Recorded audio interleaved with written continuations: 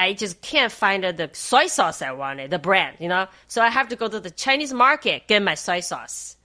So if you want your food tastes authentic Chinese, you actually have to go to the Chinese market, get the right ingredients. I'm Dalia Colon, and this is The Zest. Citrus, seafood, Spanish flavor, and Southern charm. The Zest celebrates cuisine and community in the Sunshine State. Today, she's a social media sensation, and now she's out with a new cookbook.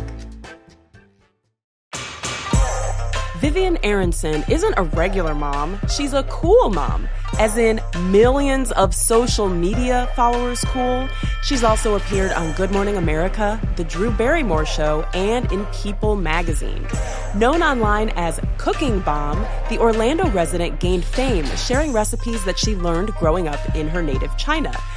In 2021, Vivian released the Asian Market Cookbook, and now she's out with a new book called Traditional Chinese Wellness Recipes. Vivian recently chatted with me about Chinese wellness practices that can improve our lives right now, today. In this conversation, Vivian also shares how the COVID-19 pandemic led to her online stardom, and she offers tips for aspiring food influencers. I actually originally from China. I moved here in 2005. So what I do now is as a Chinese mom, cooking influencer, I make Chinese foods at home, and I started posting online, especially during pandemic. So people really like my recipes. At the time people stay home, right? Watching want to cook more. So it's how I grew my social media over the time. Even now, I still have to keep up. People still love to come see my recipes, what I cook for my family, my kids. Yeah, but I did a lot of different things before that, Yeah, I want to hear about some of those things because you are a superstar now, and I'm sure it's a lot more work than people see online. But tell me a little bit about your journey from your roots in China to now becoming a food influencer here in Orlando. Okay, so I moved here in 2005. I always been cooking. My family, I grew up with my grandma, and she was a great cook. Where I'm from is Sichuan in China. People love this particular food I cook. It's my pickles. So I started my pickle jar 2005. Actually, when I moved here, I said, I want to have this. When I'm growing up with my grandma. So this is like you can keep it up over the years. It's an original one. So I always say, it is older than you. It's 19 years old, turning 20. I'm going to make a birthday video. So my family is very into food. My aunt, she owns restaurants in China. So growing up just in the environment, and we eating at home a lot. We didn't really go out, either restaurants, so always fresh meals every day. My grandma will cook, and my mom too. So influenced by them, I always help them in the kitchen. So when I moved here, of course, I have to cook. During the pandemic, you started posting your cooking videos. I mean, I think a lot of people did that, but they don't have the success that you have. So why did you start posting those videos? And what is your process like from the idea to the final, video that we see on TikTok or Instagram? So before I even posting a video, I always hosting dinner parties, Chinese New Year. I have friends come over. And during pandemic, can't have people over or friends. They always want my recipe. I said, okay, maybe I should consider posting my recipe online so my friends, first I started, my friends can see it. So they can still make the recipe at home, even we can't get together. So I decided to post them online. First, I did just photos on Instagram. And actually, those photos attract a little attention. I only had like 1,000 followers back then. The master chef contact me. So 2018 end of, I was posting photos. And they contact me, so I made it to top 30. It's a little side story. And after that, I thought, okay, so maybe I should make videos, I had some experience in making video before. I never made a cooking videos, but I made when I was moving here, I would travel. I did a travel video. Actually, I posted on a Chinese platform back in 2005. Travel or just everyday life or some funny lip sync videos. Back then, after having kids, I just stopped posting videos on the Chinese platform, like YouTube, like a Chinese YouTube back then. So I haven't made videos for so long. Since my friends want a recipe, I said, okay, I should just pick up my camera again, doing cooking videos. Yeah, that's how I started post video. That time, I think TikTok just started. I said, I can't just post photos. What's this app? Interesting. I said, people lip sync. I said, oh, whatever. I'm not lip syncing now. I'm just posting my videos, see how that goes. So I just upload my videos on there. And I was surprised. I remember my first kind of viral video maybe got like 60,000 views. I was making a lamb dish, just a spicy Sichuan style lamb. I said, oh, okay. People actually interested in learn how to make more traditional Chinese food. People ask me, like you said, how I got the idea. But actually, my idea is just every day I cooking the food. That's the food we eat. Yes. I don't have to actually come up with idea. So I just, this is dinner. This is my kids. Right. Yeah, this is what I make. I love that. And you said that you were not eating out a lot. I think a lot of people listening probably do eat out a lot, especially here in America.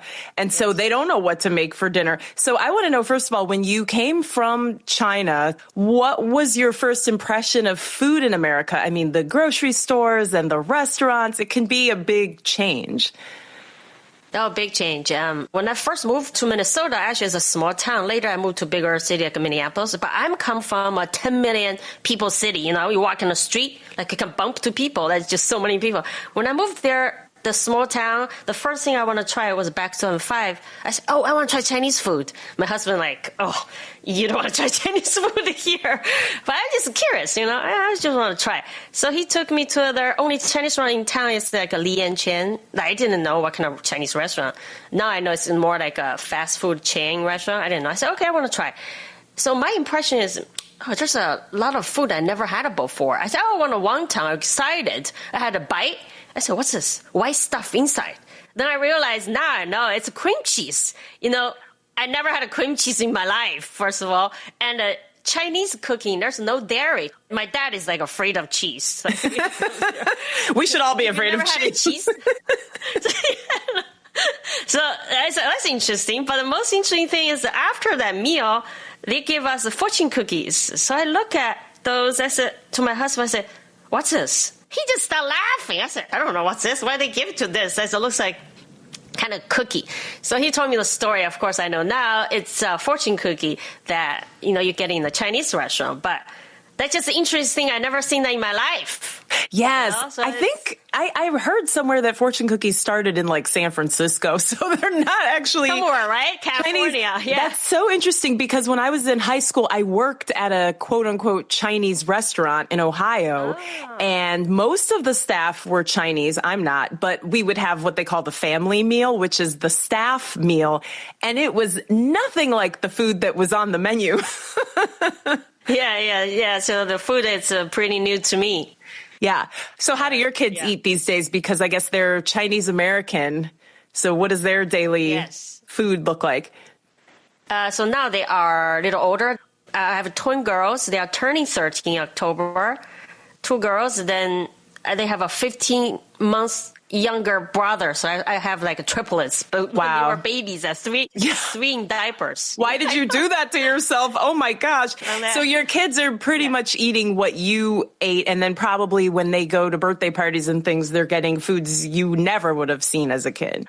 Yes. That food actually, when they go, is totally like a pizza or mac and cheese, which mac and cheese I never serve at home. And pizza, I do make pizza. So I make like a homemade pizza, so they taste different. So the topping, for example, I do little Chinese inspired like chicken on there, more like a stir fry. Like my version of the orange chicken, not the deep fry version or a stir fry. So I do on topping of the pizza. So it's a little different food. And everyday food I cook will be, for example, like a home, we will have like a one meat dish.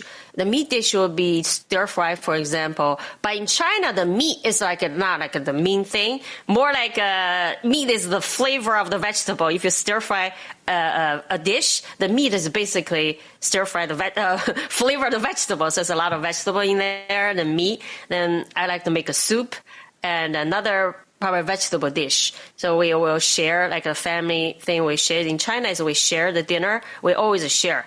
To my parents, when they first came here, why people order your own food? Why do they not share? Wow. Yeah. So that's our culture. So different. Yeah, that is another difference. Okay. I want to hear about your new cookbook. What's it called and what inspired it? So the new book is called Traditional Chinese Wellness Recipes. And I growing up eating a lot of food considered medicine, like in China. I still remember when I was sick, my grandma would make me the soup. It's a mix of the herbs. That kind of actually Chinese herb medicine tastes bitter. But everyday food, you can still eat as like a regular food, soup or noodles or dumplings. So these are recipes I eating over the year every day. Then I want to bring to my audience or anyone looking for a remedy or a benefit for their life. Even you just want to eating healthy, like everyday food, eat as. Or sometimes people looking for example, you have a cold, when my kids have a cold or fever, there's a recipe you can reduce the fever, sweat, and there are food people like me or people in their 30s, 40s looking for boost their skin or for beauty. So I have the chapters for skin and beauty. And one chapter is just plant-based. So because we eat a lot of vegetarian food in China, so there's one chapter just dedicate plant-based recipes. Even the buns in the chapters all plant-based. The filling, because we love tofu noodles. Yeah. And the third chapter are people who actually have babies for pregnancy, postpartum. There's a chapter for that. Because in China, I eat so many of those. You don't know how many of these recipes I eat after having babies that first month. Yes, really benefit for people who giving birth, so recovering and produce more milk for nursing. Yeah. Wow. So this book is like a Bible because it has all of the things that we would want to look up in it if we're sick, if we're having a baby, if we want to make our skin look better. Yeah.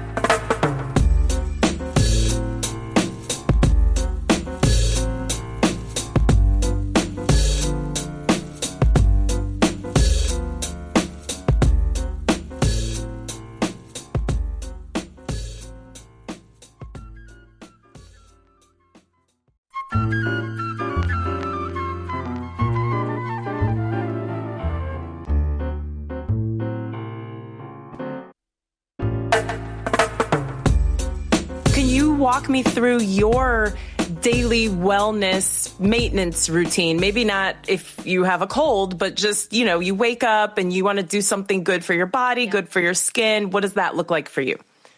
So every day, the first thing I will do is drink a glass of warm water. In China, we call it balance. We don't drink anything cold, especially in the morning or anytime. That warm water will kind of warm your stomach, nothing cold. And then after that, I will drink coffee later, but not the first thing. No cold water, ice water, even just regular everyday drinking water. I prefer to drink hot water, or you call it warm water. And I take kids to school. Then after that, I will come home, eat my breakfast. A lot of it, grow up in China, we will eat like a congee for breakfast, or I will pre-make some buns, frozen buns. I can just pop in the fridge, have some congee or buns, or if I have leftover soup I made the day before, I will just reheat it, so something easy in the morning.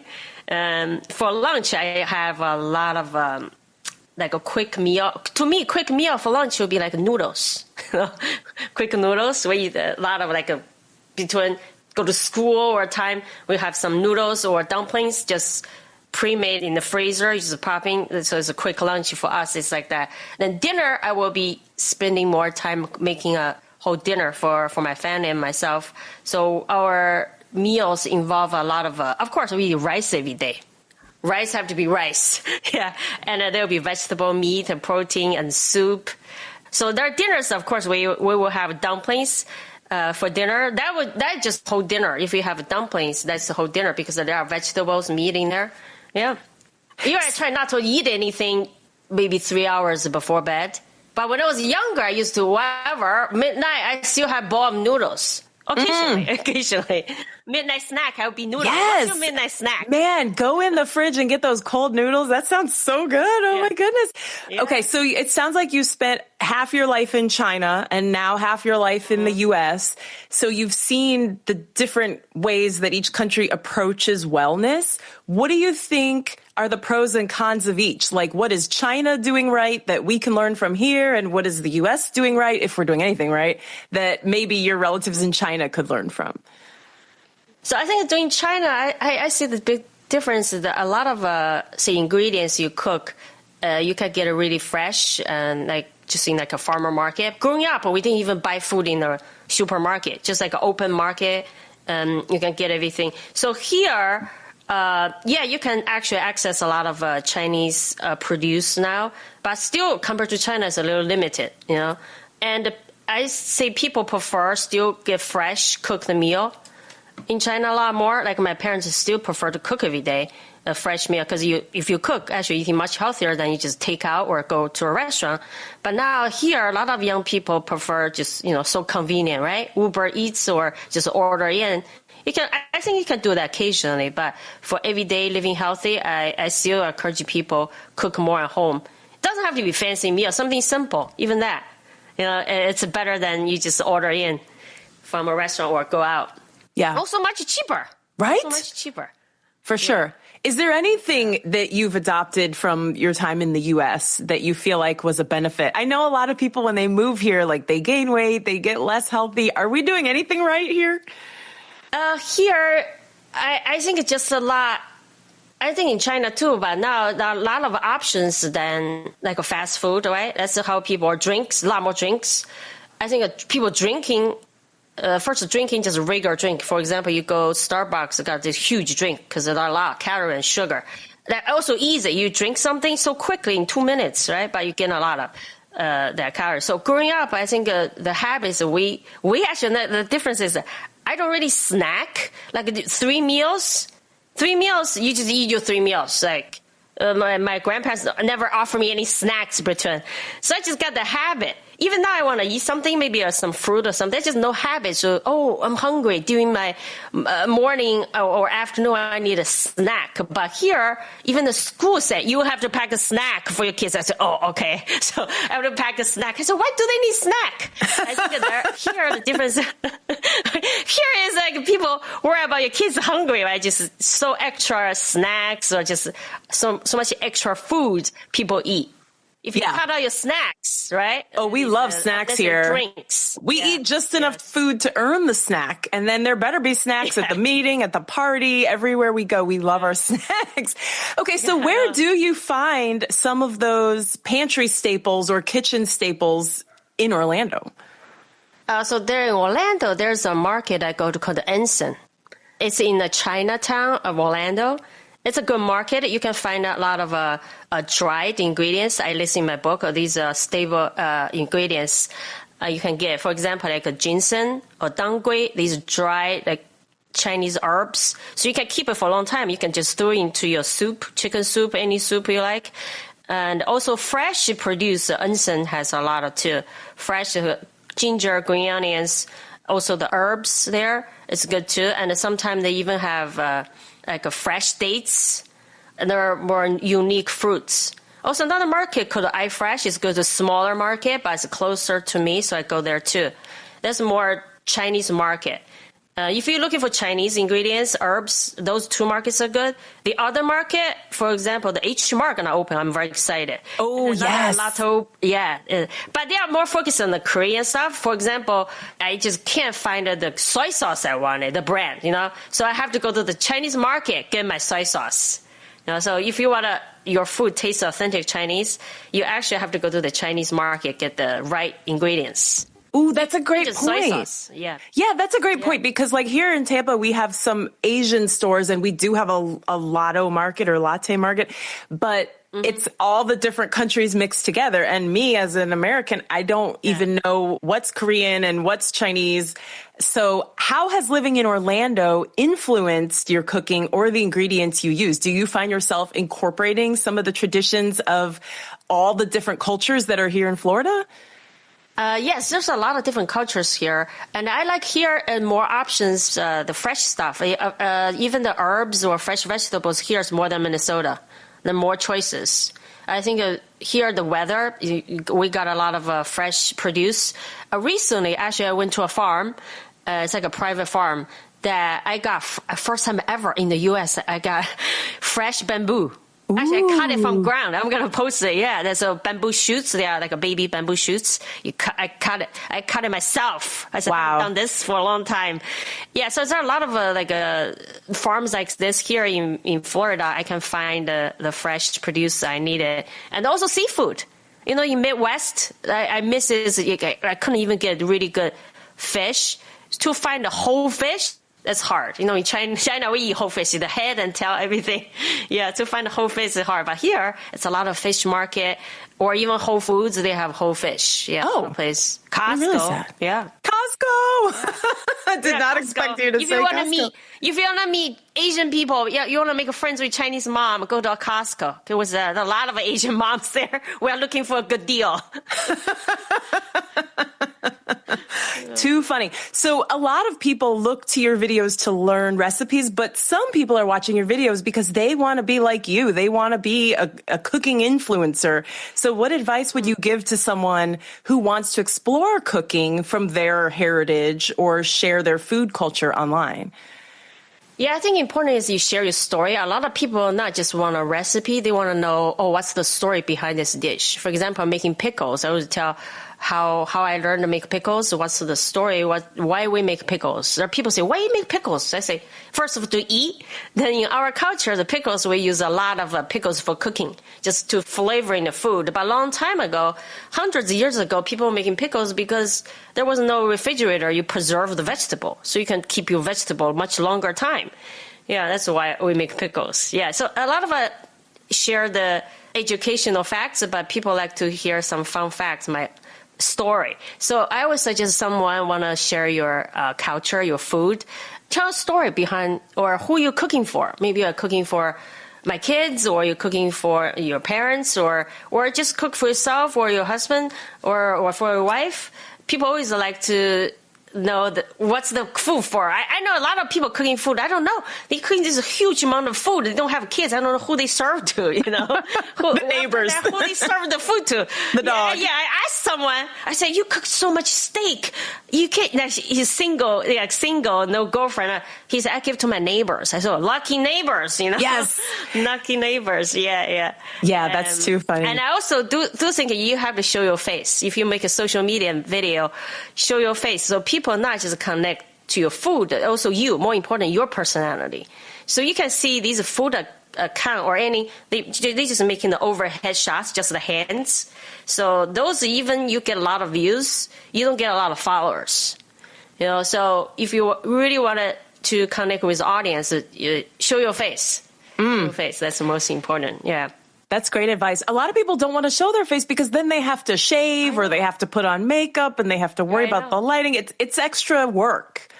But that's how actually a lot of successful account, mostly they show the face. You can say bigger influencer, they usually show their face, not the whole, like the video, not the whole time. At least they show in the beginning or sometime in the end.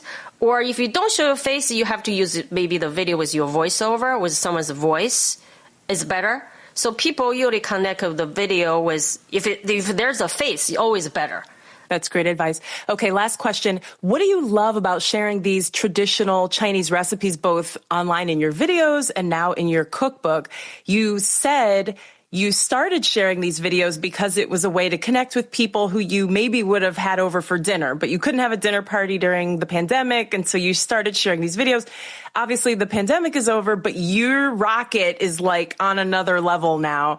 So why do you keep going? What brings you joy about sharing this food with everyone? I still think a lot of people still don't know about Chinese food. I still want to share. There are just so many different dishes and culture in China I want to share. So I want to keep going. I want to more educate young people, get them back in the kitchen, my kids. Get them back in the kitchen. Like when I'm cooking, they come help. Even just, peel the ginger or chop some vegetables or make rice. So that's what I started, just in the kitchen, make rice or just washing the vegetable. Just a simple task. I think the more video I show on social media, there are more maybe parents or more young people more interested in cooking. I want the people interested in cooking so they can start cooking their own meal at home. Yeah, I think that's important. That's great. Now, do your kids realize that you're a social media star, or do they want to eat that rice now because because mom made it and she's a superstar. Oh, I think they realize because they're friends. Their friends at school, they watch my video. Sometimes, now kids, they even got their iMessages. Some friends did a screenshot of them, say, hey, you're in this video like this. Like, they will send them a screenshot. Or sometimes I walk on the street, people recognize me. They're like, oh, okay. Like, they realize that. The people very friendly would say hi or take pictures. Yeah, they actually, they're older now. When they were younger, they actually in the video a lot more. Now they're older. They're more like shy. Sometimes I say, okay, you help me with this. So they're in the video occasionally helping me cooking. But when they were younger, I was just making videos. They just pop in my background. They just drop in like a 3-year-old, They're a few years old. They just drop in without letting me know. I said, oh, okay. I would say, oh, that's cute. I just keep it. When the editing of it says, oh, that's cute. I keep that. Yeah. Yeah, they're more self-conscious now. My kids are too. Well, it was so much fun to talk to you. Congratulations on the cookbook and on all your success. You're just delightful. Thank you. That's Vivian Aronson, known online as Cooking Bomb. Her new cookbook is Traditional Chinese Wellness Recipes, and she shared one of those recipes with us. It's black chicken soup with ginseng, and cold and flu season has entered the chat. So go ahead and get that recipe on our website, thezestpodcast.com. I'm Dalia Colon. I produce The Zest with Andrew Lucas and Alexandria Ebron. The Zest is a production of WUSF. Copyright 2025, part of the NPR network.